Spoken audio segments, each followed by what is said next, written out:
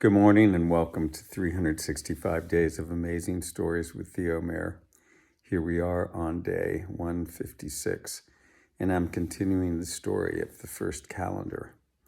Now remember that he had gone with his cousin to this building that his cousin had built, and he and his sweetheart had descended down this stairway, pulled the cover back over the top of it, disappeared.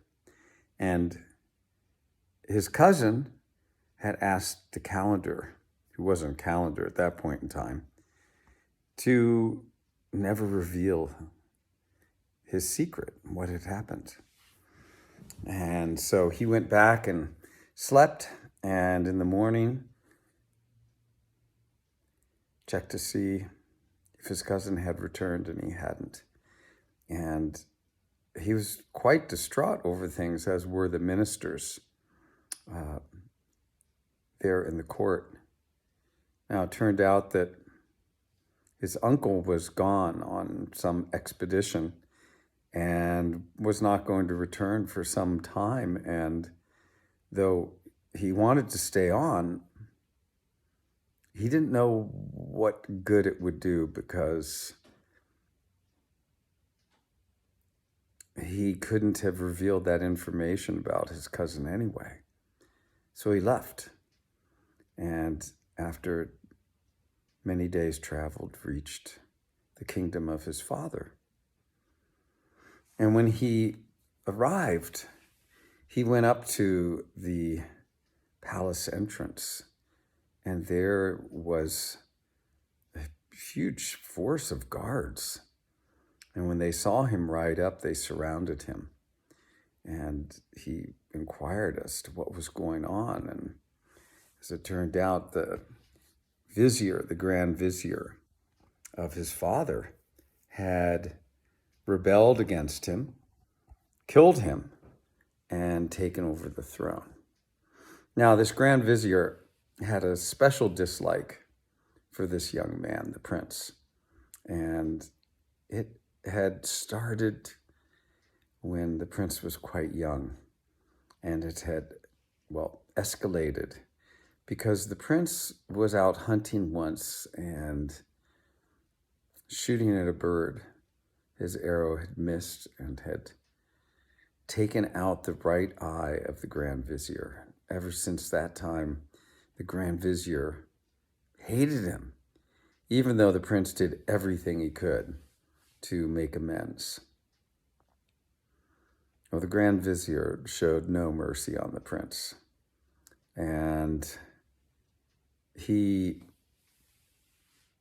went to him, he punished him, threw him in the dungeon, eventually came and tore out his right eye so that he would be revenged.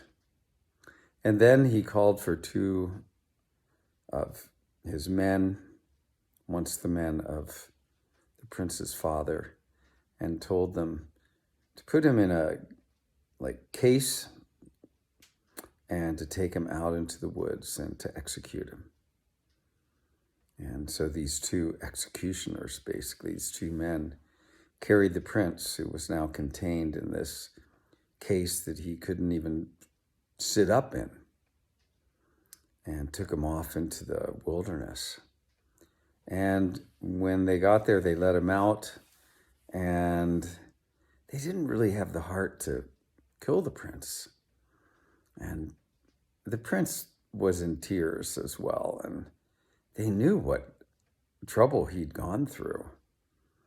And the head executioner just turned to the prince and said, "Look, be gone.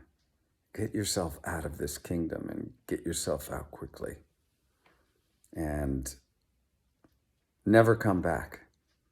Because if you do, not only will you lose your head, but we will as well." And so the prince thanked them and left, made his way off into the wilds. The executioners returned. The prince, he doesn't know where to go. He's lost his father, he's lost his home and his kingdom. And so he thinks the only place I really have to go is to my uncle's. And so off he goes. After many days' travel, he reaches his uncle's, and uncle, of course, embraces him and is distraught over what's happened to his own son.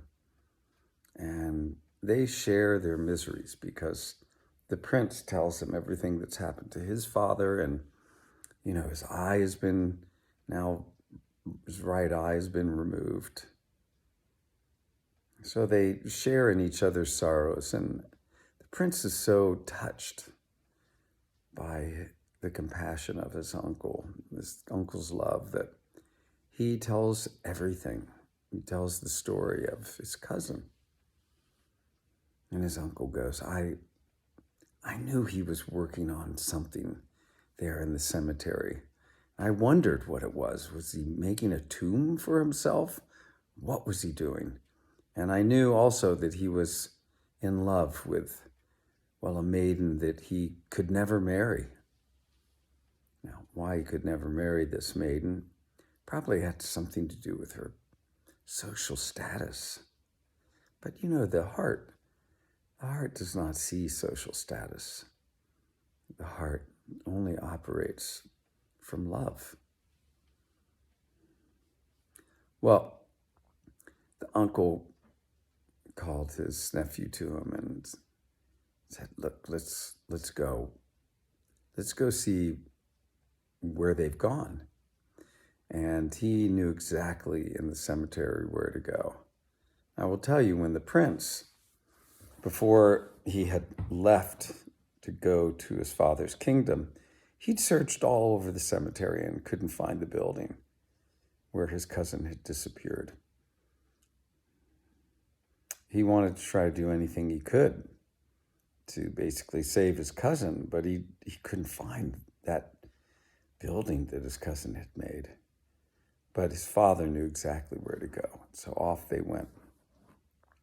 And they came directly to the structure, and there was the piled up debris in the corner, and the dirt had been piled up that covered up the trap door. Well, the prince and his uncle worked very hard at removing that stone. And eventually they were able to, because the prince's cousin, when he had gone down into that underground palace or whatever it was that he'd made, he had plastered up the trapdoor so that no one could get in without making a great effort. Well, they eventually broke through. The uncle and nephew go down the stairs together into this now not well-lit room. And they make their way down in, and the room is filled with smoke, and a smoke that is not of a very pleasant smell. And they make their way further and further down in, and they come to like a hallway, and on the sides there are tapers which they light each one, and now the room becomes better and better lit. It seems to be quite empty, except at one end there's a platform. And there on the platform, they see the half-burnt bodies of, the Calender's cousin and his sweetheart. Was it an accident? What had happened? It's hard to know. Uncle was sad, and his grief turned into anger, was directed at himself for having not honored the love that was in his son's heart.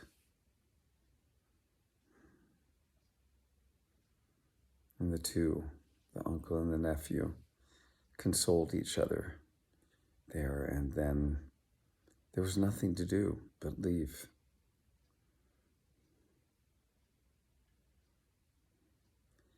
Well, they returned to the palace, and they had hardly been there, only minutes, when there were the sounds off in the distance of trumpets blaring and drums being beaten. And then far off they could see a dust cloud.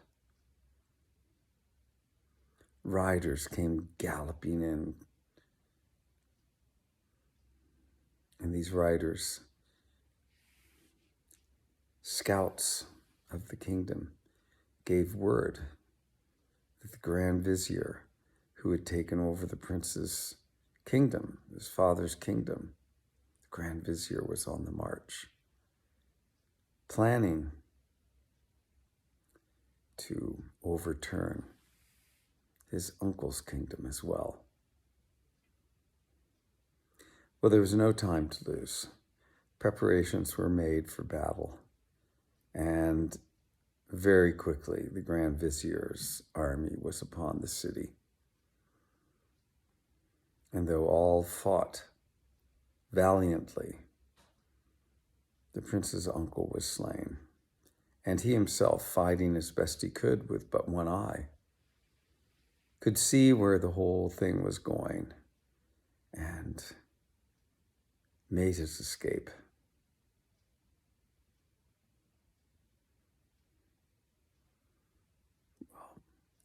He went off as quickly as he could, knowing that his identity, would give him away. So he shaved his head, his eyebrows, his facial hairs to take up the look of a calendar.